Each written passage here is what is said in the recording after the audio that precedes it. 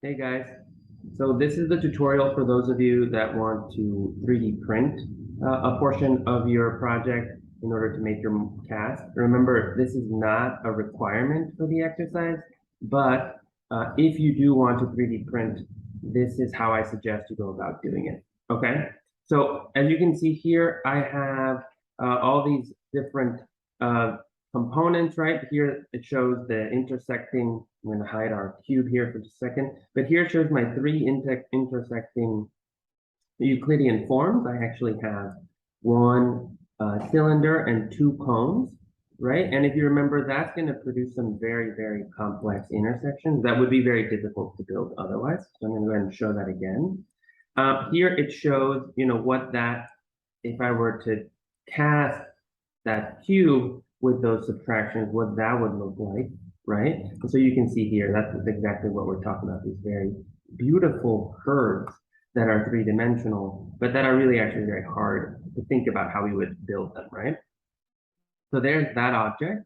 And then here are the three pieces that are sort of the voids of this object, right? So we can say that this is the positive and this is the negative, or we can say that this is the positive and this is the negative of this volume, right? Okay, so now I'm going to show you how to actually, if you want to make this one way using 3D printing, okay? So if we want to make, and I'm going to highlight this volume here, right? If we want to make this volume, one of the easiest and most sure ways to make sure that it functions and prints properly or casts properly really is to build these three and then put them inside of our mold and then cast that, okay? So in order to do that, I'm gonna want to 3D print these three. That being said, if I were to 3D print them and leave them solid, like they are sort of here, or as I've shown you in some of the other tutorials, you would never be able to get them out of the mold once the whole thing has been cast. So in fact, we actually want to 3D print these as three separate objects, but with their intersections. Okay, so I'm going to show you how to do that. So in order to do that, I'm going to go ahead and copy this whole thing. And I'm going to go and put it over here. Okay, and the first thing I'm going to do is I'm going to again use our Boolean operations, but I'm going to use our Boolean operations in order to remove all the excess pieces that are outside of our box. Okay, so the first thing I'm going to do is I'm going to set Boolean split, press enter. I'm going to select my cone, then I'm going to press enter again, and I'm going to say split it with the cube. Now press enter. This is different than what we've done before because I've only selected the cylinder. That means that the cube stays whole, but then our cylinder gets cut into three component pieces. So now I'm going to delete both of those. Okay, now I'm going to repeat that process for the other two cones. And again, I have to do this one by one. Okay, so again, I'm going to say Boolean split. I'm going to select my cone, and afterwards press enter, then select my cube, press enter, and now I can delete these two, right? And then we can see that, right? And then again with this one, so Boolean split, select this, enter, select this, enter. Now I can actually have this. So the reason to do this is because we don't want to alter this cube. We're actually not going to use the cube, but we wanted it to stay whole so that as I hide this, each one of these objects was just intersecting with the cube, and now they're ready to be intersected with each other, but they haven't been actually physically altered, okay?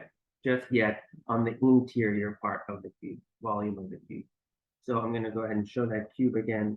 Now I can actually go and copy all of this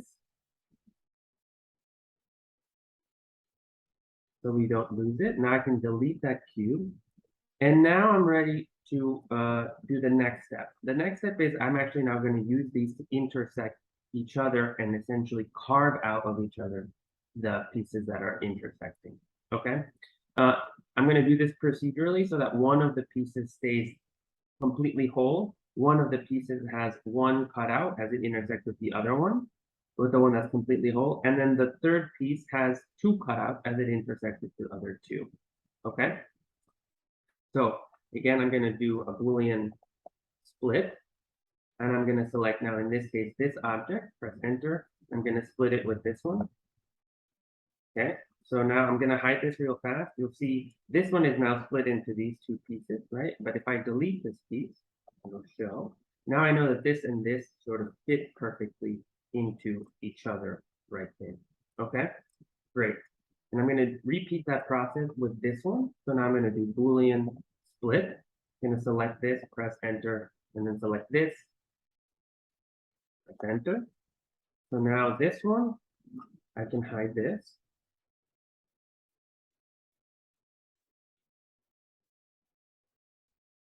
You can see here that this one and this one are now intersecting, but this one is still complete. And now I'm going to do the same thing again with these two. So Boolean split this, select this object. Now select this object, same thing. So now I can go ahead and hide this, delete this. So now I have, you can see here, these three objects, and they all have their intersections built in so that they'll actually slot into each other, but the three of them are three separate pieces, okay? This is important because then when we go ahead and make our cast afterwards, we can slide each one of these in different directions. And since they're all cones, they should be able to slot in and out of the mold without any problems, right? Okay, so now I've done this. I have these three separate objects. Now I can actually copy these. And I can move them apart and get them ready to 3D print. Okay, so in order to get them ready to 3D print, I'm just going to move this one, and this one I'm going to leave kind of where it is. And these two now I'm going to rotate 3D to bring them down onto the groundscape. So I'm going to rotate 3D. I'm going to choose this as an axis here, rotate them 90 degrees, and now move the vertically. Oh, I'm going to try that again. Move vertical and move that down. You'll see now I'm going to have to bring it a little closer over here. And I'm going to do the same thing with this one. Rotate 3D, choose an axis that is going to try to produce a flat base. And now I can move that base vertically down. Okay. So once I've done this, now I have my three objects.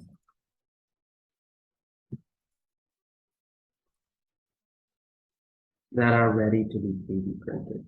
Okay. So in order to 3D print these, all I have to do now is I want to make sure I check my units. And the 3D printers recognize inches or millimeters, so I just want to make sure I'm in inches. In one of those two, great. Just double check my exterior cube was the correct size, right? It was 3.5 inches by 3.5 inches, and I did that by just typing distance and then going from edge to edge, right? So that. Okay, so now I know that that's correct. So I'm going to select those three objects, and I'm going to go to here, File, Export Selected. And I'm going to save this, and you can see I've already been looking at this, but I'm going to save it as an STL, stereolithography file, okay? That's what the 3D printing lab is going to ask you guys to print it as. And the naming convention is this right here. It is the year, the date, your name, the material, which in this case, we're going to type plastic, and then the name of the file. And then afterwards, the quantity that you want printed. So I'm going to do this. I'm going to call it exercise 3 test 2, right? Times 1 stereolithography, like save. Okay, and now it's going to ask me a couple of different things. For this purposes of this exercise, you don't have to do anything. You can leave it as it is. So the tolerance at 0.001 is fine, and we can leave it as binary. Okay, and that's it. Okay, at this point, now you're ready to submit that file to the 3D printing lab, and I will show you how to do that in class. All right. Okay, guys. Take care.